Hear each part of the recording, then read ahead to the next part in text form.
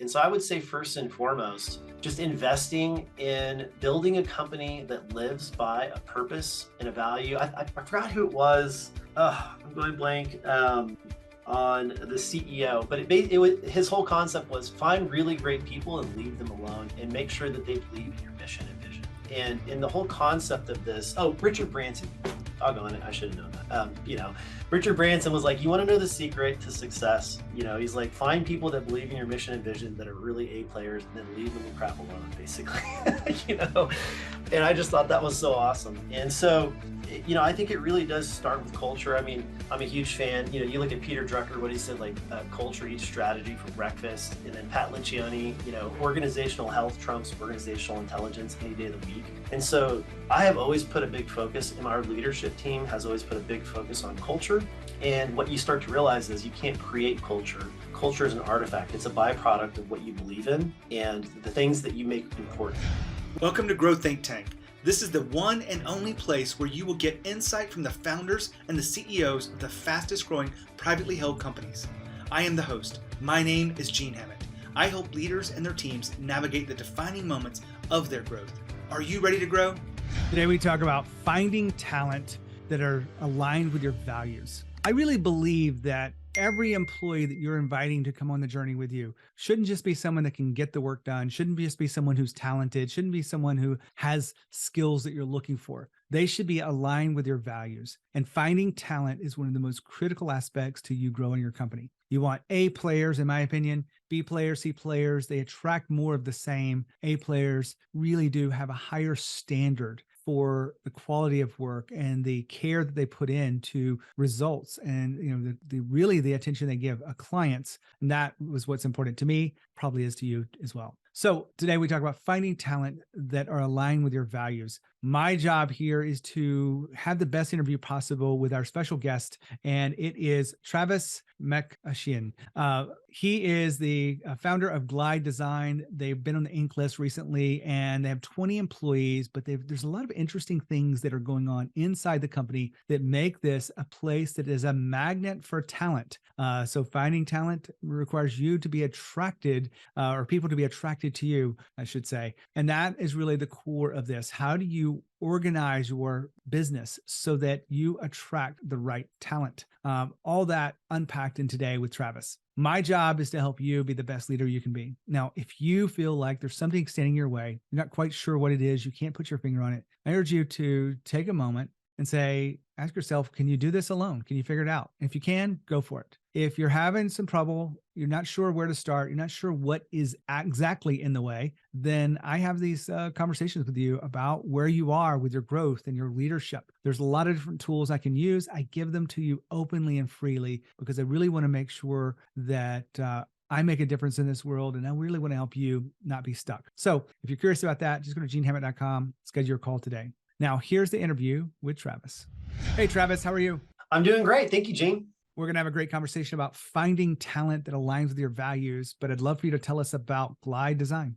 Sure. So Glide is a values-based digital creative agency. We're based in Austin, Texas. I started the company myself in 2003. So this year it will be 20 years in business, which is crazy. I'm 44. So it's basically most of my adult life I've been doing this. I haven't jumped around to a lot of jobs. Thankfully, early on, I decided to pursue what I enjoyed and loved. I was a graphic designer coming out of college, and realized that I just didn't like having a bunch of bosses. And so started Glide. Our core focus was building custom marketing websites. And that still to this day is primarily our core focus for both B2B and B2C. We also offer some ongoing marketing services as well, like search optimization, paid search, things like that. But, the people we work with, we love working with nonprofits. So about a third of our clients are nonprofits. I would say, we probably have more experience on the B2B side, but we have been growing more and more on the B2C. It tends to be more fun, I feel like, doing kind of consumer-based projects because of just the nature of the products and services. We recently just applied to become B Corp certified, which is pretty big deal for us. It's taken us about a year to get there. If you're not familiar with B Corp, it's really just, I would say it's the essence of balancing purpose and profit. So, making sure that you're thinking about all the stakeholders of your company, in addition to your employees and your vendors and the environment, all of it. And so that was a really big journey. And we're still continuing to work on it even after applying, because we're not just looking for a seal to put on our website.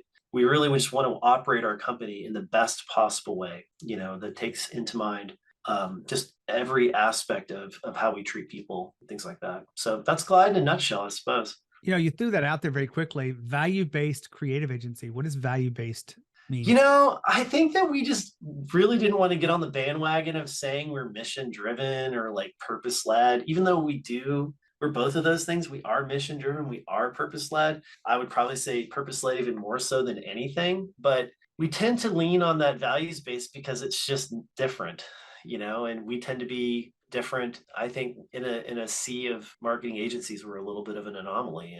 And I have been just, I don't know, like radiantly passionate about values my entire life. In fact, it's just something that's like kind of a personal passion of mine, is really just understanding and uncovering values and doing my best to live by them, just like everyone, with integrity.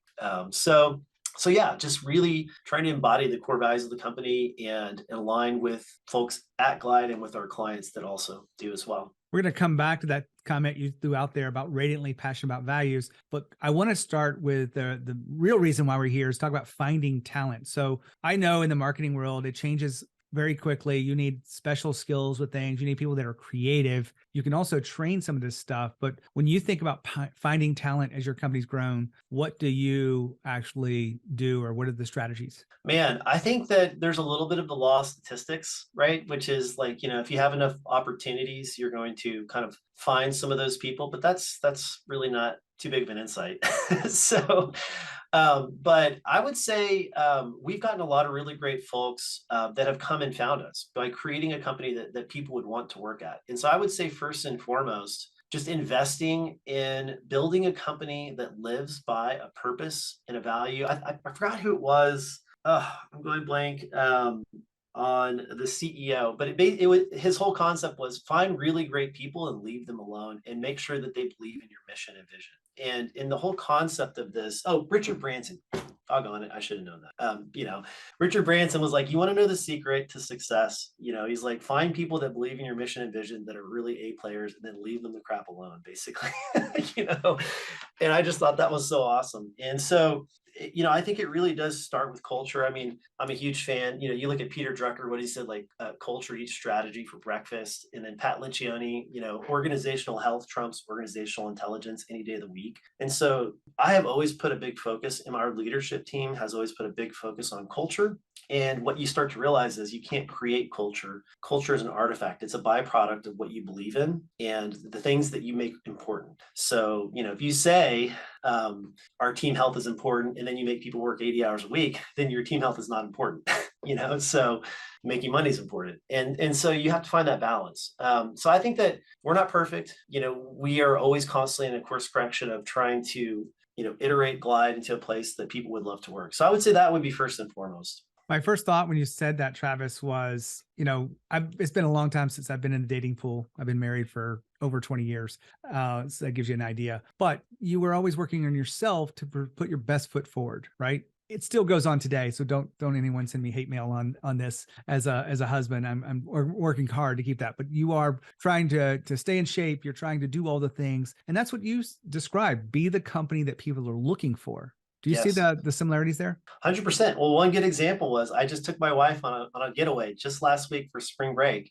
We've been married for 13 years. We have 4 kids, and we spent 4 days together with no kids, no work, no agendas, except for some good food and a really great hotel room with the skyline in the background. And, it's like you have to put intentional focus on a healthy relationship. And it just made me realize how much I enjoyed being with my wife when she didn't have 75% of her brain and focus to taking care of the kiddos and dealing with all those shenanigans on a daily basis. And so it's like same thing with work. Like I think it's Stephen Covey or Sean Covey that says, the world, he calls it the whirlwind. Like you have to make important goals important because they will never usurp the whirlwind that is going on around you at any given moment in a business day. And so I remember talking to the CEO of 10 Up, John Ekman. He ran an agency that had about 250 folks. at the time. And I wanted to know, like, he's obviously doing things at a level like 10x me. At the time we had about, 5 or 10 employees. This is many years ago.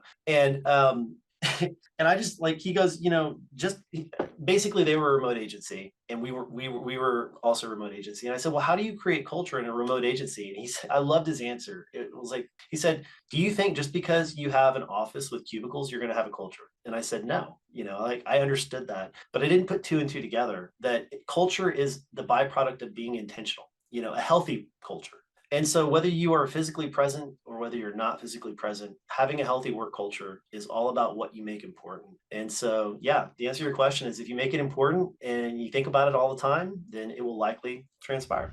Now, Travis just talked about put intentional focus on healthy relationships. It makes so much sense, but I find a lot of leaders are more reactive by default. They're very focused on, what they're doing, the strategies that are going on, and, their whole schedule and everything that's going on. And I get it, it's a lot, but they really don't step back and think about being intentional as it relates to the relationships around them. And it could be their home life, could be their employees, it could be their partners and their customers.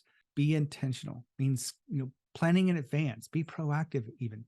And that is what will change everything in your world. I do this by default. I spend a lot of time making sure that I'm intentional and proactive, and it lowers the stress levels. It lowers my need for things to be right. And I don't like it when things are out of order, but that's one of the values we have, which comes back to what we're talking about in this show. So if you want to make sure you put intentional focus on people, be intentional to a default and be intentional about those relationships. Back to Travis. Well, I know before we cut the recorder on, you gave me one example of that, which was because, work balance and really treating, the time is important to other employees, that you decided to make a 4-day work week. Do you remember back, like, what was the tipping decision around that big move? So this was like a many year journey. In fact, I would say about 5+ years ago, I came across this concept. This was even before the actual 4-day work week movement started. I said, it'd be cool to like take off Fridays on this, like all throughout the summer or whatever. And I remember talking to a client, they were like jealous. Like we didn't do it, but they were like, oh, I wish we could do that. And then the next year I said, all right, team, I'm committing to next year. This was probably like, 5 years ago. And I said, we're going to try it out. We're going to try out, and then so we kept testing various variations of this. Each year we would try out, hey, look, let's just take off every Friday through the first 2 quarters of the year. Let's try having no meetings with clients, and what we did was we started eroding all of the responsibilities over about a 3-year period, up until we found out there was this thing called the 4-day work week, which is a nonprofit organization and a movement that's happening in the world. And so the author of the book, the 4-day work week, which I respectfully do not remember his name, but we joined the global pilot. It was, I think it was something like 35 or 40 companies in the United States that gave us the ability to have all these resources. But I would say the tipping point for me was, like, when you get a group of people together that love what they do, you really have to create structures that protect them from burnout, and not structures that make them work and make sure they're at their desk. And so I think the pandemic just exacerbated this. You're just seeing like burnout and employee health and is like this major, huge issue right now. And so it just kind of came to a head in 2021 when I said, all right, guys, this is what we're doing. And everybody looked at me like I was crazy, my own team. And, it's funny. So I would say, I could talk a lot more about this, but I would say that was probably the tipping point. Was I realized that, like, we have to do this. This is the future, and I have to put value on work-life balance. And that's what it is. It's a framework, a flexible framework for work-life balance. I've got a curious question behind this, and we can be short.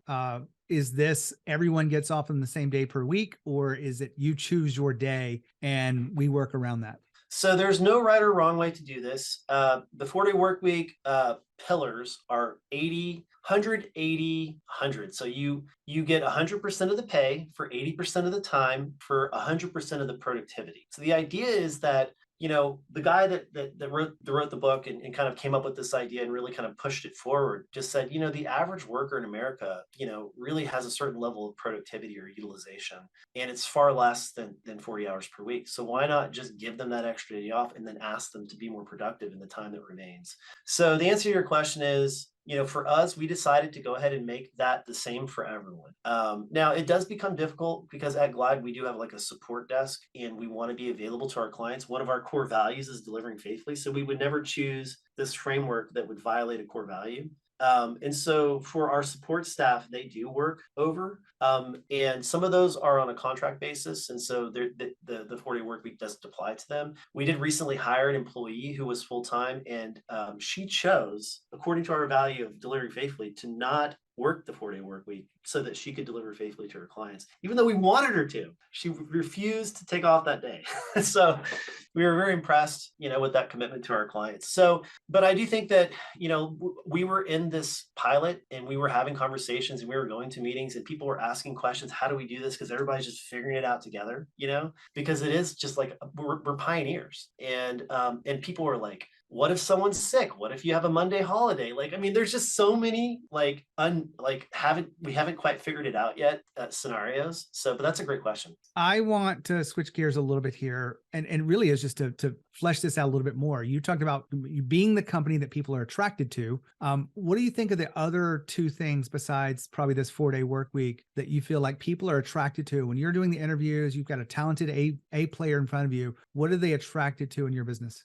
So, wow, I would say the quality of the people at the organization that are already there and the quality of the people of the clients that you're working with and the work that's coming out of the company.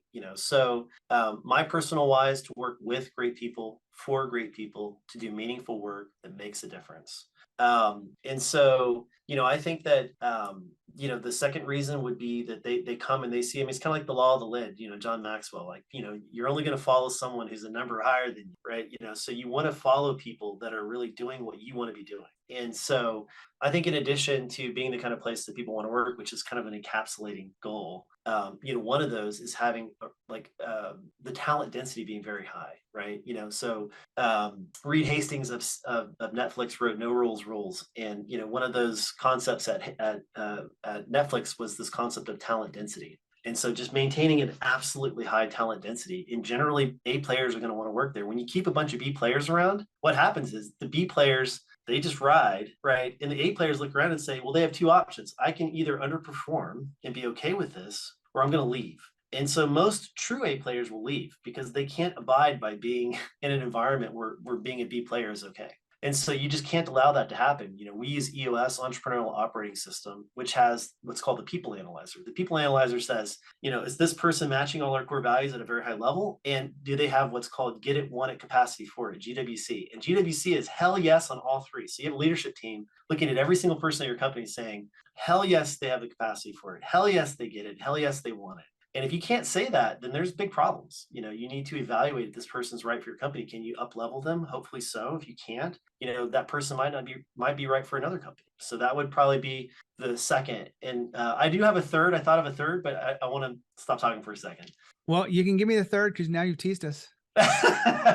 Well, I think it's purpose. I have come to the distinct conclusion that probably even the number one thing of making a company that people really want to work at is having a clear purpose, like codified, like written in stone, and that like truly and deeply held as valuable. And I think that actually might be the most attractive thing, period. And I think that you can attract some top talent, people that probably could be recruited by and compete with many other places to work, but you have this like ace card in your sleeve, and you're not cheating. You're out in the open sharing it, so it's maybe not like so much an ace card in your sleeve as much as just an ace card on the table. But I've been told time and time again by folks that work at our company that they really deeply appreciate working at a company that cares about the things that we care about, So at Glide, it's a really long story, but just like the 15-second version is, I've essentially made the purpose of this company an extension of my life purpose. My life purpose is to help people. Well, I would say first it's to spend time with people I care about,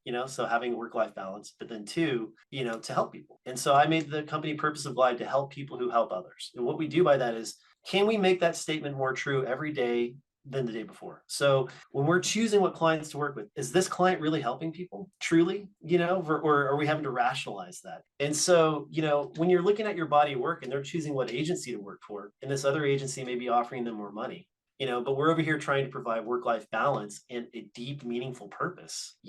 That's really compelling. And I think it's really exciting. So we have a BHAG right now as a core component of our B Corp impact business model, which is to derive 75% of our total revenue from purpose-led organizations, which is like in the B Corp nomenclature, purpose-led is like a defined list. Like, you don't just get to make it up.